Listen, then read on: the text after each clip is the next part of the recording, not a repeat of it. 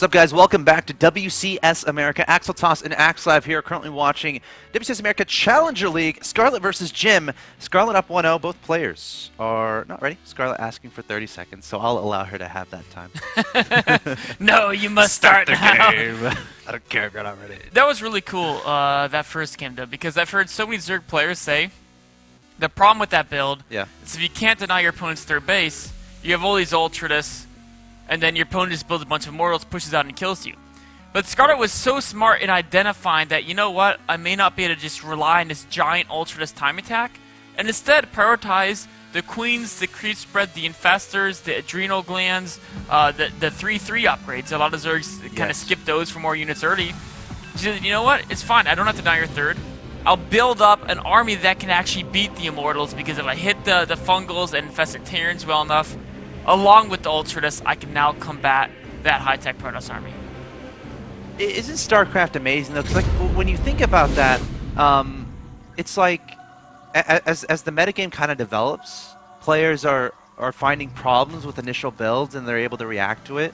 So like Protoss has a response, but then Zerg says, wait a second, I'll change a little bit. Now Zerg has a response, then Protoss is like, okay, well, I can do this. And we're just kind of seeing this continued evolution of the metagame, and we're seeing Scarlett, you know, maybe kind of defining the metagame with how she played that against, you know, a very typical style of PvZ. But again, Scarlett changing it up a little bit to make it kind of favor her as the game went along. So really cool game one, learning a lot here at WCS America. Of course, game two is going to be on Whirlwind, by the way. Hashtag WCS on the Twitters, and get your tweet featured there at the bottom of the screen. But here we are on game two. As I introduce the players, the bottom right hand location, we have the blue Protoss player who came from the Challenger League qualifier, took out Oz 2-1 and Vibe 2-0. He's been at the top of the Korean Grandmaster ladder plenty of times. He is Jim. A lot of people saying he's a favorite coming into this match, which isn't a ridiculous statement to make, to be honest, considering his success lately.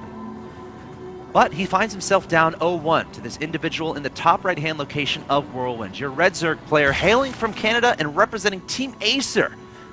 She is Scarlett.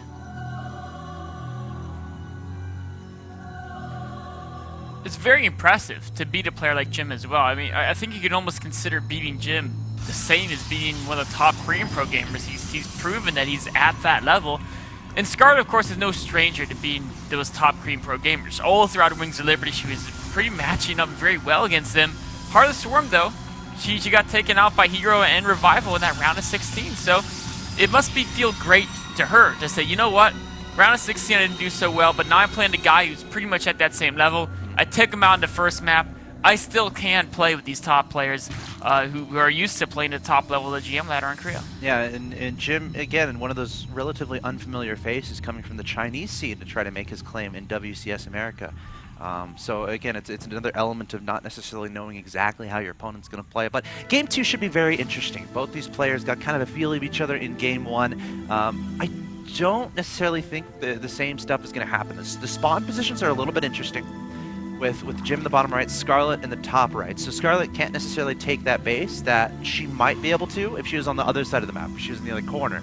This third base, the 3 o'clock location. So she's going to have to take the, what is it, the 1 o'clock location right outside the main. So it's like, you know, what kind of changes does this make? Well, maybe Zerg player's not as used to it. Maybe it's a little bit more difficult to spread creep over there. Maybe you're a little bit more vulnerable to shenaniganry coming in from the top side of the map. So I think all that being said, I wouldn't be surprised to see Jim go for some sort of aggression early on, and not let Scarlett get that creep out, not let Scarlett get to that late game if she seems to thrive.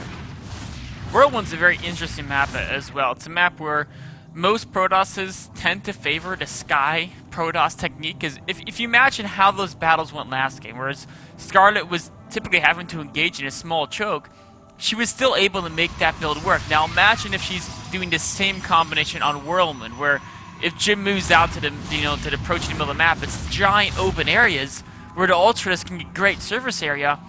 He has to be thinking, okay, you know what, that ground-based composition is going to be very difficult to make it work on Whirlwind.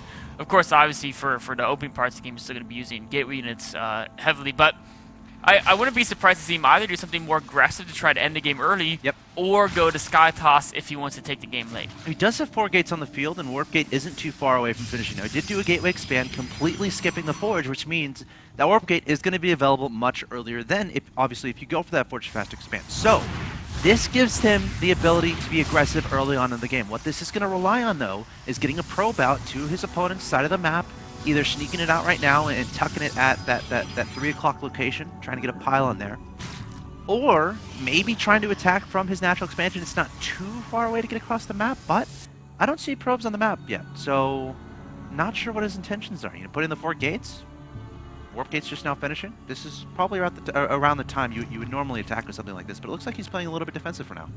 I think he's waiting to warp in 1 slew units and he's going to move out. He doesn't even know where Scarlett spawned. He's using that hallucinated Phoenix right now to scout all the locations. So once he knows where she is, he's then going to move out with probably maybe 6 or 7 sentries. He might wait for a warp into Zealots to help escort those sentries along with the probe. This is a very committed attack. We can see he's added 3 more gateways. Wow. He really wants to do a lot of damage. And Scarlett, no Zergling speed. She actually got Lair before speed. Her Roach Horn is just finishing. If she doesn't identify this soon and start making a lot of roaches, it's going to be very difficult to beat this many sentries. I mean, how many sentries does he have? 9 sentries. She needs to identify this like now. You know, typically Zerg players will have either an Overlord just outside the 3rd or a Ling at each 3rd location to see if that goes up. If it doesn't go up, you know something scary is coming. The Zerglings are going to see this army. Do they see the number of sentries, though? Yeah, I think they she does. do. There are the roaches in production. The question is it too late? Scarlett up to 61 harvesters, which is a great amount, but doesn't have many attacking units on the field. Now, Jim still has to go a little bit further, but already getting pylons up. Hasn't had to use any of his force fields yet, accumulating that. Spying Crawler going down the national expansion. I'm a little bit scared for Scarlett here. Just the sentries alone can almost take her on right now. She may have to pull a lot of drones and try to flank from multiple angles here. She also has to be careful about rallying units in. The units from the 3rd could be cut off as they try to rally in. She does have good creep spread to keep those pylons back a bit. Jim being very patient with the force fields, with the time warps, adding on pylons closer and closer to his opponent, biding his time. But time is going to be in favor of Scarlett here. She needs time to get more and more units on the field, get +1 finish, get Roach speed finish, but Jim not going to let that happen. Another time warp coming down. Scarlett trying to come in from 2 different locations here. The drones are trying to be pulled as well, but the force field's essentially perfect here from Jim, as well as the time warp, and Scarlett having a lot of trouble here. Great force fields. The drones not able to get into the action. Now they're starting to come forward a few at a time. There's not many roaches behind doing damage. Jim has so many stalkers. Scarlett may not have seen this build quick enough and overdrone. Yeah, she didn't. Again, you have to be able to scout out this is happening. Jim charging into his opponent's natural expansion. So many stalkers and sentries still alive. And again, he has the ability to even force field the ramp if he wants to keep reinforcements away. This is just such a tough situation here for Scarlett. One of those games where you're like, well, I just didn't scout what was happening. Got to take it to game 3. There's the GG from Scarlett and Jim. We were kind of talking about it, you know, what was Jim going to do? Going for that early aggression, and it worked out. Beautiful, beautiful build by Jim there. One thing that was pretty important is Scarlett, she actually got her 3rd hatchery before gas. Yeah. And most Zergs, when they see a gateway expansion, they go for that speeding upgrade first. And if you have speedings, you can really delay your opponent moving out of the base, force them not to be able to move out with just sentries. If you think, okay, if I make him warp in 1 more round of units before moving out, this push hits, you know, 30 seconds later. In 30 seconds, you can make a lot more roaches. If you have 10, 12 roaches waiting when this attack starts to hit you, you can really shut it down before it begins. But as is this amazing force fields by Jim there, without the drones being able to tank the damage, the roaches fall, and then once the roaches fall, there's nothing to kill the Protoss units. I mean, you kind of have to control like that. When you're doing a timing like this as a Protoss, it's very committed, very all-in. And this is a build, obviously, Jim has done plenty of time before. Able to break Scarlett. Something else that was a little bit interesting, Scarlett never really Overlord scouted. She had that Overlord right next to her her opponent's 3rd up there at the, I don't know what o'clock, but that kind of nest expansion.